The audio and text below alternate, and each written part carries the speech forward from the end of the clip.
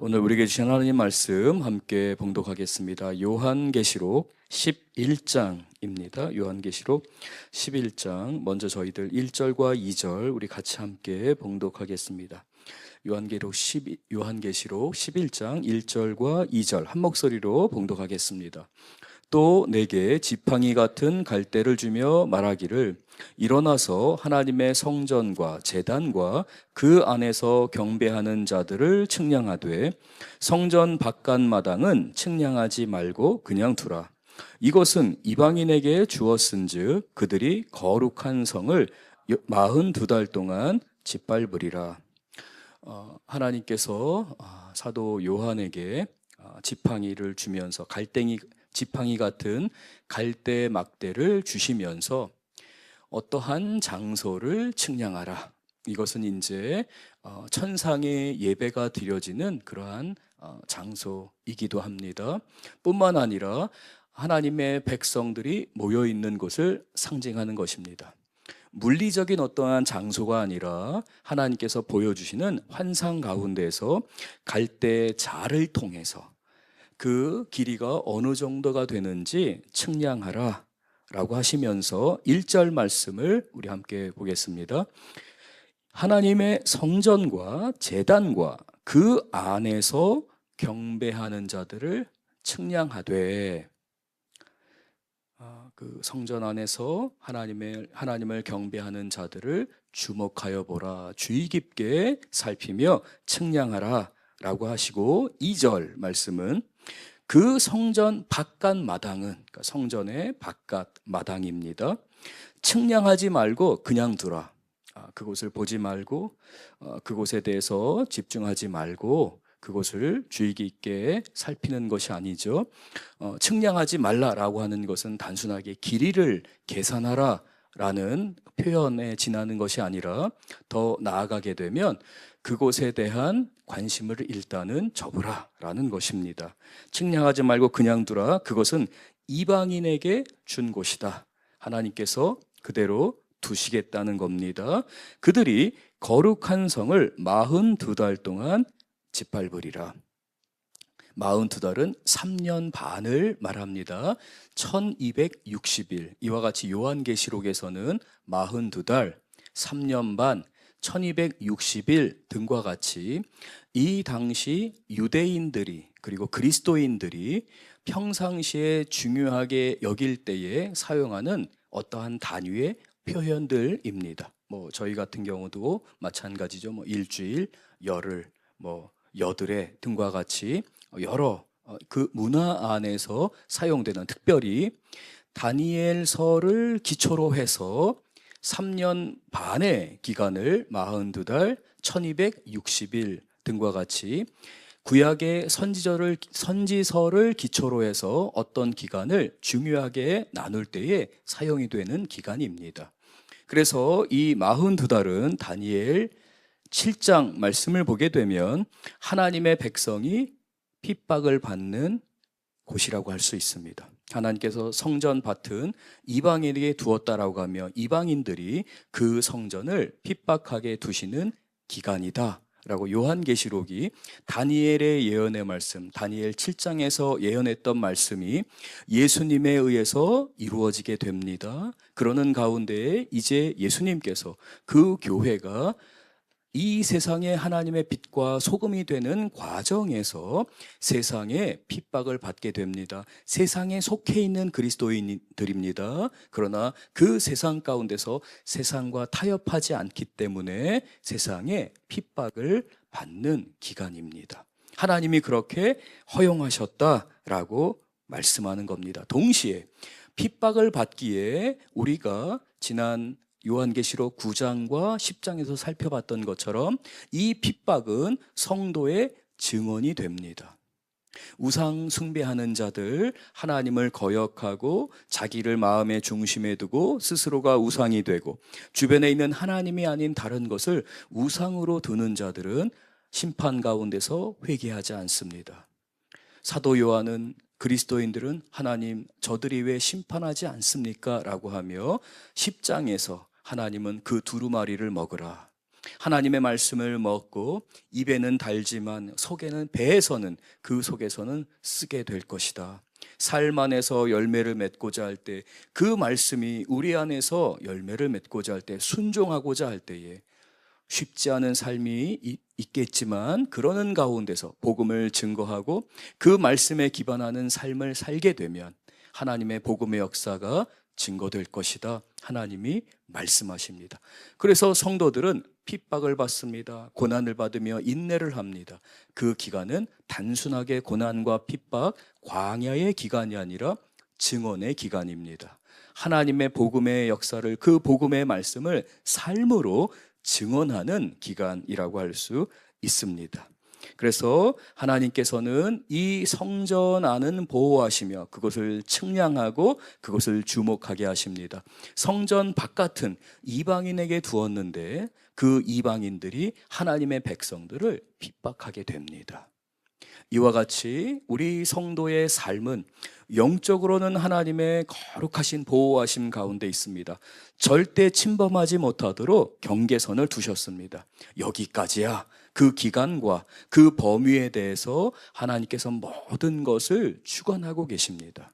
영적으로는 보호하시며 약속을 주셨고 주님의 능력 안에 살게 하십니다. 그러나 육신적으로는 세상을 살아가면서 직장과 또 세상 안에서 선한 영향력을 끼치고자 하는 복음의 빛이 되고자 하는 성도들은 육신적으로 여러 가지 상황 가운데 핍박을 받게 됩니다. 이와 같이 1절과 2절은 하나님께서 이 세상을 이끌어 가시고 통치하시는 가운데 하나님의 백성들이 겪게 되는, 한편으로는 분명히 하나님은 우리에게 약속을 주셨는데 하나님 분명히 우리에게 형통하게 하시겠다고 말씀하셨고 우리를 보호하겠다고 말씀하셨는데 우리가 당하는 어려움들이 있습니다. 하나님 정말 이게 형통한 것이 맞나요? 라고 우리가 주님 앞에 질문하며 기도하며 부르짖는 삶의 순간순간들이 있습니다. 어떻게 이 두 가지가 가능하지? 왜 하나님은 분명히 약속하셨는데 내가 지금 경험하는 것은 정반대의 경험을 하고 있는 것이지? 라고 하며 주님 앞에 주님 응답해 주세요. 깨닫게 해주세요. 간구하는 우리 교우들이 있습니다. 그 교우들의 주님께 드리는 간구 가운데 하나님께서는 분명히 그 영적으로 보호하셨습니다. 그 갈대로 그 측량의 도구로 살펴보아라. 자세히 보아라. 얼마나 너희가 보호받고 있는지, 너희가 그 하나님의 풍성한 은혜 가운데 어떻게 거하는지에 대해서 그 말씀의 기준을 통하여 자세히 살펴보아라. 너희는 하나님의 자녀들이다 라고 말씀합니다. 그러나 그 성전 바깥은 내가 이방인에게 두어서 교회를 핍박하게 되는 일이 있을 것이다. 단 그 기간은 끊임없이 이어지는 기간이 아니라 다니엘의 예언, 하나님의 말씀의 역사 가운데 있었던 것처럼 42달, 3년 반만 그렇게 될 것이다 라고 말씀합니다. 3절 우리 같이 읽겠습니다. 3절과 4절입니다. 내가 나의 두 증인에게 권세를 주리니 그들이 굵은 베옷을 입고 1260일을 예언하리라. 4절 그들은 이 땅에 주 앞에 서 있는 두 감람나무와 두 촛대니.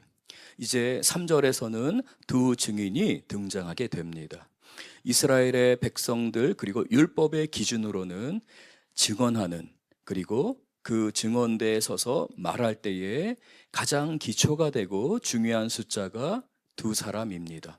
예수님께서는 제자들을 파송하실 때에도 2명씩 짝지어서 파송하셨습니다. 복음의 증인이 되기 위해서 세우신 가장 기초이며 가장 기본적인 숫자라고 할 수 있습니다. 그래서 이 두 증인은 모세와 엘리야라고 해석하기도 하지만 사실은 그거보다도 더 근본적인 의미로는 하나님의 교회입니다. 복음을 증거하는 하나님의 교회를 나타내는 것이죠. 그래서 하나님께서 나의 두 증인에게 권세를 줄 것이다 라고 말씀합니다. 이 두 증인은 하나님이 주신 권세로 복음의 사역을 감당하게 됩니다. 그들이 붉은 베옷을 입고 사명을 받고 주님 앞에 삶의 규모를 정하고 항상 겸손하게 성실하게 굵은 베옷을 입고 생활하게 됩니다. 활동하게 됩니다. 그러는 기간은 1260일, 즉 42달 3년 반의 예언의 시간이 되리라. 증언하고 말씀을 전하고 하나님의 말씀을 대언하여 선포하는 기간이 되리라 라고 말씀합니다. 우리 성도님들 1980년대 또 1990년대에 신앙생활하셨던 우리 성도님들은 이 요한계시록 6장에서 16장까지의 말씀은 7년 대환란이다. 아마 이러한 표현들을 많이 들으셨을 겁니다. 그 당시 이제 세대주의 전천년설이라고 부르기도 하는데요. 용어는 중요하지 않습니다. 이러한 세대주의적 관점은 인류의 역사를 1000년 단위로 계산을 하게 됩니다. 구약의 4000년, 신약 이후, 예수님이 오신 이후에 2000년. 그래서 그 2000년대가 끝나는 말기쯤이 되었을 때에 종말론이 대단히 크게 유행을 하게 됩니다. 왜냐하면 1000년 단위로 끊게 되면 이렇게 해서 환란이 오게 되고 1000년 왕국이 시작되는구나 라는 관점으로 성경을 해석했기 때문에 그렇습니다. 이것을 전천년설, 그리고 침례교회에서 특히 취하는 입장인데요, 세대주의적인 관점입니다. 그 하나하나를 1000년 단위로 보는 것이죠. 그러한 입장에서는 우리가 오늘 읽었던 2절과 3절의 42달 그리고 1260일은 7년 대환란을 나타내게 되는데 6장에서 16장까지 세 개의 재앙이 있죠. 인, 나팔, 대접입니다. 그래서 처음 7년 대환란의 첫 시기가 인을 떼는 재앙이고, 그 다음에 그 중간 시기가 바로 오늘 우리가 계속해서 살펴보고 있는 나팔의 재앙이 맞이하는 기간이 되고, 나머지 3년 반이 대접으로 심판한다라고 해서 시간 단위로 성경을 보려는 것입니다. 그러나 그럴 때는 사실 문제가 많이 발생하게 됩니다.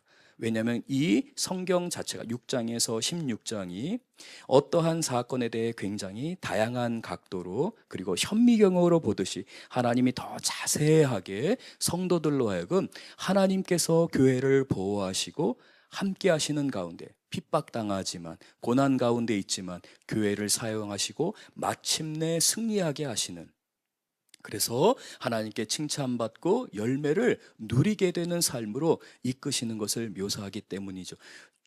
굉장히 중요한 성경의 내용들을 놓칠 수 있는 게 전천년설, 즉 세대주의적 전천년설의 관점입니다. 그래서 7년 대환란이라는 의미로 성경을 보지 마시고요, 성경을 그대로, 어떠한 선입견이 아니라 성경 말씀 그대로를 다시 한번 4절을 우리가 함께 읽어보겠습니다. 4절입니다. 그들은 이 땅에 주 앞에 서 있는 두 감람나무와 두 촛대이다, 교회이다 라고 말씀합니다. 누구 앞에 서 있어요? 주님 앞에 서서 주님의 부르심 가운데 그 말씀을 증거합니다. 우리가 요한계시록 1장에서 그리고 2장과 3장에서 7교회 7촛대가 등장을 하게 됩니다. 그런데 두 증인을 말씀하시면서 4절에서는 두 감람나무이며 하나님의 열매를 맺는 감람나무이며 두 촛대이다, 두 개의 교회이다 라고 말씀하십니다. 그 중요한 이유 가운데 하나는 그 7개의 교회 가운데에서 서머나 교회와 빌라델비아 교회가 말씀의 증언으로 핍박을 받았고, 그 고난과 핍박 가운데서도 말씀을 붙들고 오직 말씀만을 사모하였던 교회이잖아요. 그래서 이 서머나 교회와 빌라델비아 교회가 마치 대표 모델이 되어서, 국가대표가 되어서 고난 가운데서도 복음을 증거하였고, 이 서머나 교회와 빌라델비아 교회는 단순한 두 개의 지역교회가 아니라 하나님의 부름 가운데 있는 모든 성도들을 대표하여 하나님의 증언, 하나님 말씀을 증언하고 그 하나님 말씀을 대언하는 주님의 종들이다 라고 말씀합니다. 하시는 것입니다. 5절과 6절 우리 또 같이 한번 봉독하겠습니다. 만일 누구든지 그들을 해하고자 하면 그들의 입에서 불이 나와서 그들의 원수를 삼켜버릴 것이요 누구든지 그들을 해하고자 하면 반드시 그와 같이 죽임을 당하리라. 6절 그들이 권능을 가지고 하늘을 닫아 그 예언을 한 날 동안 비가 오지 못하게 하고 또 권능을 가지고 물을 피로 변하게 하고 아무 때든지 원하는 대로 여러 가지 재앙으로 땅을 치리로다. 이 교회는 하나님의 이 두 증인은 하나님의 복음의 역사를 감당하게 됩니다. 우리가 읽었던 3절 말씀에서와 같이 그 두 증인 하나님의 교회에게 하나님이 권세를 주셨어요. 하나님이 성령 안에서 성령의 충만함 안에서 예수 그리스도의 권세 있는 이름으로 이 세상에 하나님의 선한 영향력을 끼치며 복음 사역을 감당하도록 하셨습니다. 그러는 가운데 교회는 핍박을 받게 됩니다. 하나님이 기간을 정하셨죠. 3년 반 42달입니다. 그 바깥 이방인들이 그 성전을 하나님의 교회를 하나님의 성도들을 핍박하게 될 것이다. 그러나 그렇게 핍박 가운데에 있다 할지라도 그 하나님의 교회를 공격하는 자, 그 하나님의 교회를 해하려고 하는 자, 5절입니다. 누구든지 만일 누구든지 그들을 해하고자 하면 그들의 입에서 불이 나와서 그들의 원수를 삼켜버릴 것이요 권세를 주신 거예요. 아브라함에게 축복하셨던 것처럼 이 믿음의 자녀들은 이 믿음의 자손들은 그 자녀를 그 아브라함을 복주는 자를 하나님이 복주겠다고 약속하셨고 아브라함을 해하는 자들 아브라함에 대해서 공격하는 자들을 하나님이 복수하시겠다 공격하시겠다 약속하셨습니다. 바로 교회는 그 믿음의 조상 아브라함의 약속을 받고 그 하나님의 권세 안에서 이 세상을 살아가게 되는 것이죠. 5절 하반절입니다. 누구든지 그들을 해하고자 하면 반드시 그와 같이 죽임을 당하리라. 성도들은 고난을 받습니다. 그러나 복음의 증인이 됩니다. 묵묵히 그 복음 사역을 감당합니다. 그러나 그들의 삶에는 권세가 있습니다. 그러나 직접 그들이 복수하지 않습니다. 그들은 세상의 빛과 소금이 되고자 합니다. 교회는 하나님의 부름 앞에 순종하고자 합니다. 갚아주시는 분, 대신 복수하시는 분은 우리 하나님이시기에 교회는 그 권세 있는 이름 안에서 예수 그리스도의 능력 안에서 그 이름 안에서 부르짖게 되는 것이죠. 6절을 봅니다. 그들이 권능을 가지고 성령의 능력입니다. 성령의 권능입니다. 하늘을 닫아 그 예언을 하는 날 동안 비가 오지 못하게 하기도 합니다. 온 천지를 향하여서 예수 그리스도의 이름으로 명령을 하기도 합니다. 심판만으로는 회개를 이끌어내지 못합니다. 그러나 이 두 증인은 하나님의 말씀을 예언합니다. 대언합니다. 증거합니다. 선포합니다. 이 복음 사역 가운데 하나님이 복음의 능력이 나타나게 하시리라 라는 것을 상징적으로 말씀하실 때에 천지를 향하여 명령할 때에도 순종하게 되리라. 복음에는 능력이 있느니라. 예수 그리스도의 이름 안에 권능이 나타나리라 말씀하셨기에 우리 귀한 석천제일교회 성도님들은 상황이 아니라 주님의 약속을 붙들고 하나님 우리가 삶을 살아가는 동안에 예수님의 이름으로 부르짖고 기도하겠습니다. 저희들에게 주신 이 주님의 놀라운 권능 권세가 있기에 예수님의 이름으로 축복하고 예수님의 이름으로 우리 자녀 우리 교회의 사역 복음 사역 위에 기도하겠습니다. 다짐하고 오늘 하루를 예수님과 함께 승리하시는 우리 귀한 교우들 되실 줄로 믿습니다. 6절 하반절입니다. 또 권능을 가지고 물을 피로 변하게 하고 아무 때든지 원하는 대로 여러 가지 재앙으로 땅을 치리로다. 모세와 같이 하나님이 출애굽을 하는 동안에 모세에게 함께 하셨고 모세를 통하여 그 권능을 나타내셨는데 그러는 가운데 모세를 지키시고 모세를 높여 주셨습니다. 사랑하는 우리 귀한 성도님들, 삶의 현장 계실 때에 때로는 어려움을 겪으실 때도 있죠. 직장 안에서 또 사회생활을 하는 가운데 여러 관계 가운데서 내가 이 세상 사람들의 가치관, 이 세상 사람들이 살아가는 이러한 모습들 안에서 어떻게 살 수 있을까? 라고 주님 앞에 때로는 부르짖는 우리 교우들이 계시리라 믿습니다. 우리 사랑하는 성도님들의 삶 안에 하나님께서 모세와 함께 하셨고 그를 지키시고 보호하셨던 은혜가 오늘 하루 가득할 줄로 믿습니다. 7절입니다. 같이 읽겠습니다. 7절, 8절. 그들이 그 증언을 마칠 때에 무정에부터 올라오는 짐승이 그들과 더불어 전쟁을 일으켜 그들을 이기고 그들을 죽일 터인즉 그들의 시체가 큰 성 길에 있으리니 그 성은 영적으로 하면 소돔이라고도 하고 애굽이라고도 하니 곧 그들의 주께서 십자가에 못 박히신 곳이라. 하나님께서 이 교회가 그 사명을 감당하게 합니다. 심판을 통하여 사람들이 회개하여 돌아오는 것이 아니라 하나님이 말씀을 증거하실 때에 그 말씀을 드러내실 때, 그래서 말씀을 받아야 합니다. 말씀을 먹게 됩니다. 은혜의 말씀입니다.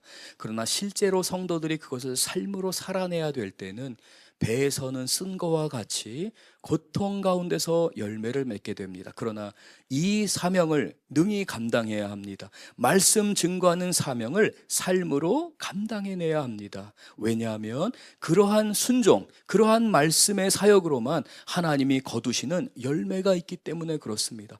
회개하여 돌아오는 열매가 바로 성도들의 그 복음 사역, 그 복음의 능력 안에서 주어지기 때문에 그렇습니다.